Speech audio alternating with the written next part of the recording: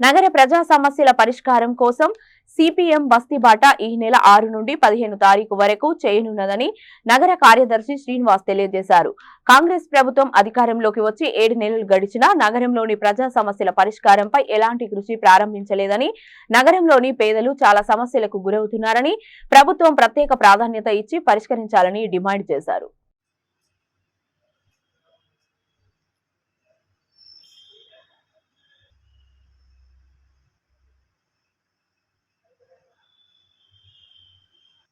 నగరంలో అనేక ప్రజా సమస్యలు అపరిష్కృతంగా ఉన్నాయి.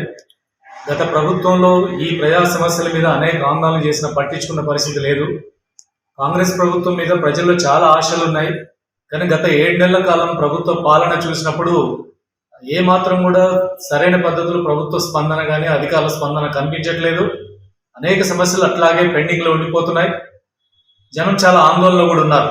ప్రత్యేకంగా డబుల్ బెడ్రూమ్ ఇల్లు గత ఎన్నికల ముందు ఇచ్చిన ఇళ్లకు సంబంధించి అవి ఇల్లు అయితే ఇచ్చారు కానీ అక్కడ ఫెసిలిటీస్ లేవు, ఏ సౌకర్యాలు లేవు, అక్కడ ఉండే పరిస్థితి లేకుండా పోయింది. అదే రకంగా కొన్ని ఇళ్లు కట్టి సగం ఆగిపోయినాయి ఉన్నాయి. వాటిని పూర్తి చేసి వాటిని లబ్ధిదారులకు ఇవ్వాలి. ఇట్లాంటి ఇష్యూస్ ఉన్నాయి. కానీ వీటి అధికారుల స్పందన కానీ ప్రభుత్వంలో ఉన్న వాళ్ళ స్పందన సరిగా లేదు. తక్షణమే పేదల డబుల్ బెడ్రూమ్ ఇల్లు ఇచ్చిన వాటిని వాళ్ళకి స్వాధీనం చేయాలి, సౌకర్యాలు కల్పించాలని చెప్పి ప్రభుత్వాన్ని కోరుతున్నాం. ఇందిరమ్మ ఇళ్ల కింద మేము ప్రతి కాన్స్టిట్యున్సీకి 3,500 ఇల్లు ఇస్తామని చెప్పారు. కానీ హైదరాబాద్ సిటీలో ఇళ్ల స్థలం ఇస్తామన్నారు, ఇంటికి 5 లక్షలు ఇస్తామన్నారు. వాటికి సంబంధించి ఏ విధి విధానాలు ఇప్పటికీ పూర్తి చేయలేదు. ఏ రకంగా ఇల్లు ఇస్తారో చెప్పట్లేదు, ఎట్లా సహాయం అందిస్తారో చెప్పట్లేదు. ఇంకా సిటీలో ఇళ్ల నిర్మాణం పట్ల, ఇందిరమ్మ ఇళ్ల పట్ల ప్రభుత్వం స్పష్టమైన ప్రకటన చేయాలని చెప్పి ప్రభుత్వాన్ని కోరుతున్నాం.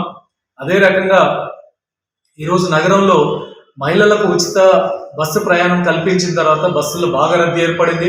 మహిళలకు మంచి ప్రయోజనం జరిగింది. ప్రభుత్వం మంచి నిర్ణయం తీసుకుంది.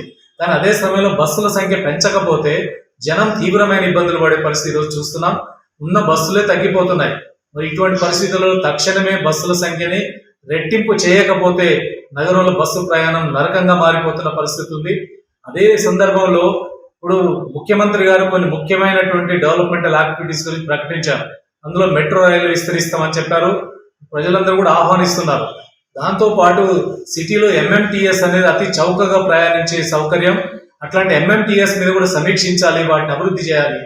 ఎంఎంటీఎస్ కోసం భారీగా ఖర్చు పెట్టారు కానీ అక్కడ ఎంఎంటీఎస్ ఫంక్షనింగ్ సరిగ్గా లేదు, రైలు సక్రమంగా జరుగుతున్నటువంటి పరిస్థితి లేదు. అదే సందర్భంలో మెట్రో రైలుకి సంబంధించి కూడా మెట్రో రైల్లో కూడా విపరీతమైన రద్దీ.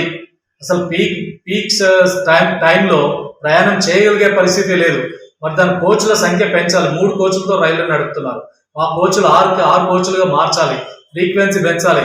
అసలు మెట్రో రైలు సంస్థ కానీ ఎల్ఎన్టీ కానీ ఏమీ ఆలోచించట్లేదు. ఎట్లా మెట్రో ద్వారా లాభం పొందుదాం, ఎట్లా లబ్ధి పొందుదామనే ఆలోచన తప్ప ప్రయాణికుల సౌకర్యాల విషయాల్లో ఎల్ఎన్టీ కానీ హైదరాబాద్ మెట్రో రైలు సంస్థ కానీ పూర్తి నెగ్లిజెన్స్ గా వ్యవహరిస్తున్నాయి. ప్రభుత్వం వాటి మీద కూడా దృష్టి పెట్టాలని చెప్పి సందర్భంగా కోరుతున్నాం. ఇట్లాగే అనేక ప్రభుత్వ స్కీములు ప్రకటించారు, కానీ ఈ స్కీములు పూర్తి స్థాయిలో అమలు జరగట్లేదు. ప్రత్యేకంగా రేషన్ కార్డు లేకపోవడం వల్ల, రేషన్ కార్డు లేకపోవడం ఇబ్బంది, స్కీముల అమలు కూడా రేషన్ కార్డు లేదని పేరుతో వాటిని నిరాకరిస్తున్నారు. ప్రభుత్వం దానికోసం పేదలు ఆఫీసుల చుట్టూ తిరుగుతున్నారు. ప్రభుత్వం వాటి సమస్యలు పరిష్కారం చేయాలని చెప్పి సందర్భంగా డిమాండ్ చేస్తున్నాం. ఈ సమస్యలని ప్రత్యేకంగా నగరంలో డ్రగ్స్ కానీ గంజాయి కానీ విపరీతంగా విస్తరిస్తుంది. యూత్ కానీ విద్యార్థుల్లో ఇది చాలా బానిసలుగా మారిపోతున్నారు. ప్రభుత్వం కొన్ని చర్యలు గట్టిగా తీసుకుంటుంది, కానీ అది సరిపోయే పరిస్థితి లేదు. బస్తీలలో, విద్యా సంస్థల్లో దీని మీద మరింత నిఘా పెంచాలి. పోలీస్ పెట్రోలింగ్ పెరగాలి, కఠినంగా వ్యవహరించాల్సినటువంటి అవసరం ఉంది. దీనికి అన్ని రకాల సంస్థలు, సంఘాలను కూడా ప్రభుత్వం ఆ రకంగా సహకారం తీసుకొని ఈ పెద్ద క్యాంపెయిన్ గా నిర్వహించాల్సిన అవసరం ఉంది. ఈ ప్రజా సమస్యల పరిష్కారం కోసం సిపిఎం 10 రోజుల పాటు బస్తీ బాట కార్యక్రమాన్ని చేపట్టింది. ఈ నెల 6 నుంచి 15 వరకు ప్రజలు ఇందులో పాల్గొనమని కోరుతున్నాం. సమస్యల పరిష్కారం కోసం సిపిఎం ఈ పోరుబాటని ముందుకు తీసుకుపోతుంది. అందరినీ కూడా భాగస్వామ్యం కావాలని కోరుతున్నాం.